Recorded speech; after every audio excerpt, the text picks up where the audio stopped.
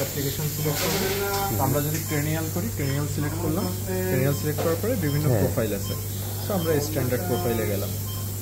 Standard প্রোফাইলে যাওয়ার পরে আমরা যদি হচ্ছে টিউমার রিসেকশন করি, ব্রেন যদি হচ্ছে আপনার টিউমার রিসেকশন করার সময় যদি আমরা মাথা পিন দিয়ে ফিক্স করি তাহলে অপটিক্যাল ইউজ করব, আর যদি হচ্ছে পিন দিয়ে না ফিক্স করি তাহলে হচ্ছে ইএম ইউজ করতে হবে। তো আমি ধরে নিচ্ছি যে আমরা পিন দিয়ে করবো, সো অপটিক্যালটা সিলেক্ট করলাম। অপটিক্যালটা সিলেক্ট করার পরে নেক্সট হচ্ছে আমাদেরকে পেশেন্টের সিডিটা লোড করতে হবে। সিডি এখানে চলে আসবে, আমরা ডাউনলোড দিয়ে দিয়ে পেশেন্টের ইমেজগুলো নামাবো। নামানোর পরে ইমেজগুলো আমি পাবো হচ্ছে দিস স্টিলতে। এখানে যাওয়ার পরে আমার পেশেন্টের নাম চলে আসবে, নামে ক্লিক করি, আমার ইমেজগুলো চলে আসবে। ইমেজগুলো আসার পরে এখানে স্যার মাল্টিপল ইমেজ আসবে। আমি যে ইমেজটা ইউজ করতে চাই, আমি দেখলাম যে এই ইমেজটা আমার ভালো, আমি এটা ইউজ করতে চাই, সেটাতে হচ্ছে জাস্ট এই বাটনটাকে রাইটে শিফট করে দিতে হবে, তার মানে এটা সিলেক্ট করা হবে। এরপরে আমি প্ল্যানিংয়ে চলে গেলাম। প্ল্যানিংয়ে স্যার নর্মালি কোনো কাজ আমাদের এই টিউমার রিসেকশনের ক্ষেত্রে নেই। যদি আমরা বায়োপসি করতে যাই তখন প্ল্যানিং করা লাগে, বাট টিউমার রিসেকশন এই পেজে আমাদের কোনো কাজ নেই। এরপর আমরা চলে যাব রেজিস্ট্রেশনে।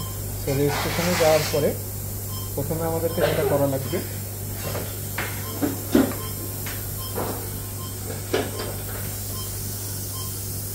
ফার্স্টেই হচ্ছে স্যার প্রোবটা ভেরিফাই করা লাগবে। প্রোবটা আমি এখানে ধরবো 90 ডিগ্রিতে। 90 ডিগ্রিতে ধরলে প্রোবটা ভেরিফাই হয়ে যাবে এবং এখানে দেখাবে ইনস্ট্রুমেন্ট ভেরিফাইড।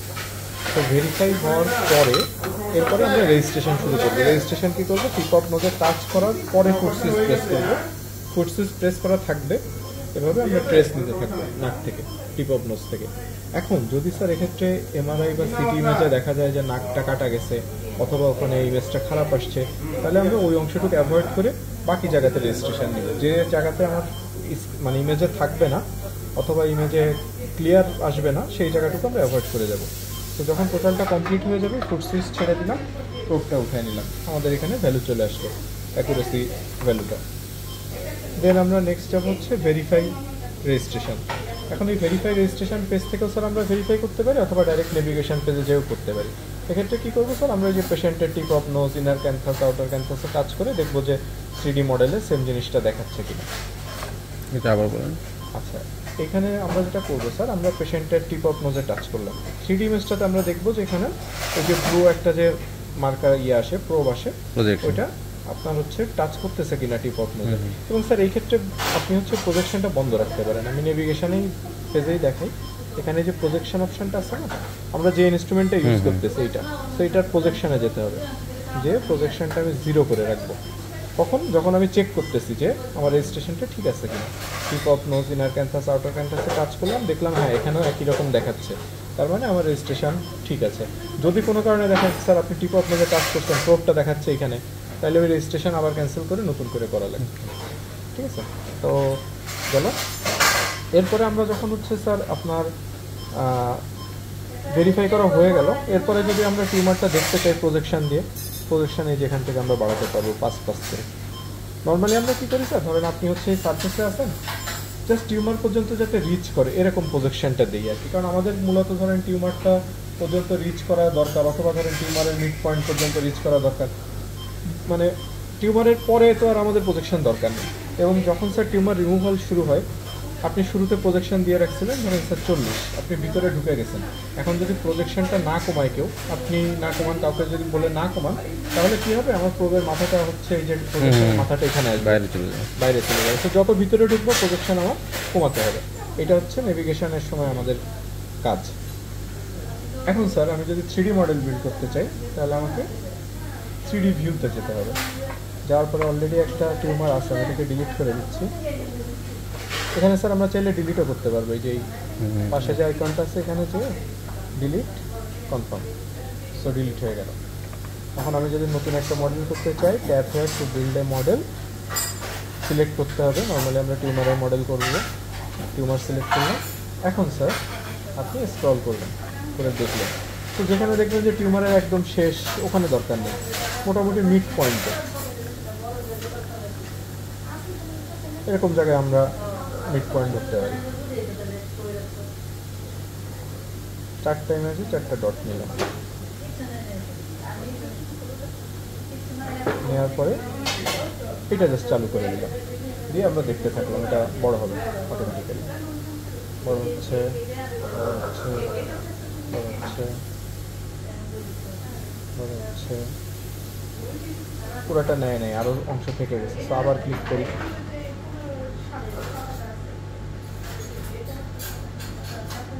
আরেকটু বড় হচ্ছে।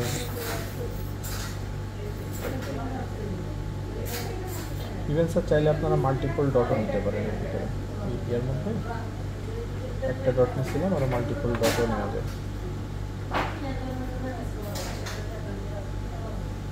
যদি মাল্টিপল ডট নিয়ে এবার দেখি কী হয়।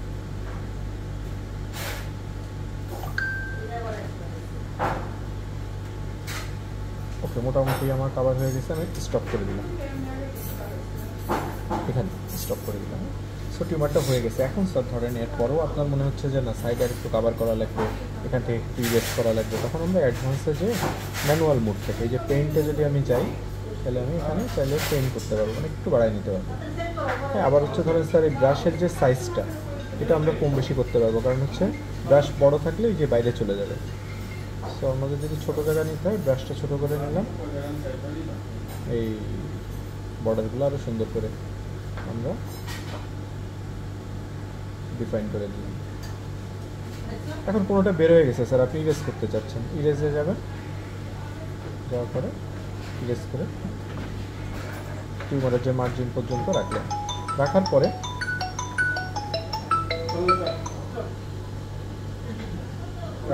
স্যার এখন জাস্ট ডান দিলে মডেলটা চলে আসবে। এই যে আমার টিউমারের মডেলটা এখানে চলে আসছে।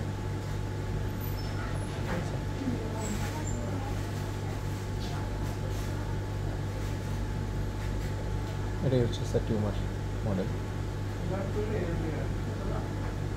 টিউমার মডেলের স্যার হচ্ছে আপনি আরও অনেক কিছু, তো এখানে স্যার আপনি হচ্ছে অনেক কিছু অপশান আছে, যদি এরকম মানে শেডেড, নন শেডেড, বা যদি টিউমারের কালারটা চেঞ্জ করতে চান, এই যে কালার ম্যাপ, ফুল, ব্লু, রেড, এগুলো জাস্ট হচ্ছে মানে আর কি, মানে কি বলবো, নিজের সৌন্দর্যবর্ধন। মেইন কাজটা হয়ে গেছে। আরেকটা জিনিস স্যার, আপনার অনেক সময় ধরেন টিউমারটা 3Dতে লাগতেছে, 2D এইটা আপনাকে বিরক্ত করতেছে, লাগতেছে না, কারণ 2Dতে আপনি এমনি দেখতে পাচ্ছেন। সেক্ষেত্রে আপনি স্যার 2Dতে ঢুকে এটাকে বন্ধ করে রাখেন। এই যে 2Dতে ঢুকে এটা বন্ধ, মানে আমি এই 3টে ইমেজে যদি কোনো কাজ করতে চাই, আমাকে ঢুকতে হবে হচ্ছে 2Dতে। এই ইমেজে যদি কোনো কাজ করতে চাই, আমার ঢুকতে হবে হচ্ছে 3Dতে। এই হচ্ছে আমার ব্যাপার। আমি কিন্তু স্যার এইগুলোর হচ্ছে আরও করতে পারি, ব্রাইটনেস, কন্ট্রাস্টগুলো চেঞ্জ করতে পারি যেখান থেকে, 2Dতে যদি আমি চাই। দরকার পড়ে না, বাট স্যার অপশান আছে এখানে চেঞ্জ করার। ওকে, এটা বন্ধ করেন তো দেখি, যে ইয়েটা 2Dটা বন্ধ করেন তো। আচ্ছা, না 2D বন্ধ বন্ধ বলতে স্যার এই 3টা অফ করে দেবো টোটাল। হ্যাঁ, এখন বন্ধ। এখন টিউমার আসলে, এখন মনে করেন স্যার আপনি এই ইমেজগুলোও বন্ধ করবেন, করে এমআরআইটা বন্ধ করে দিন, সব চলে যাবে।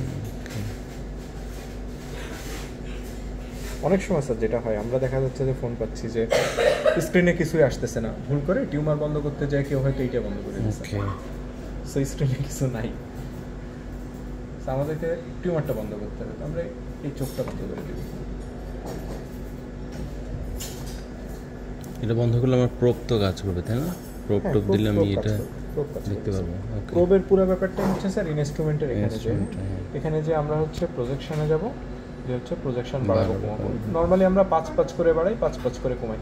এটা দিয়ে বাড়ানো কমানো যায়, কিন্তু আসলে অ্যাকুরেট ভাবে করা যায় না আর কি। ওকে। আর এরপর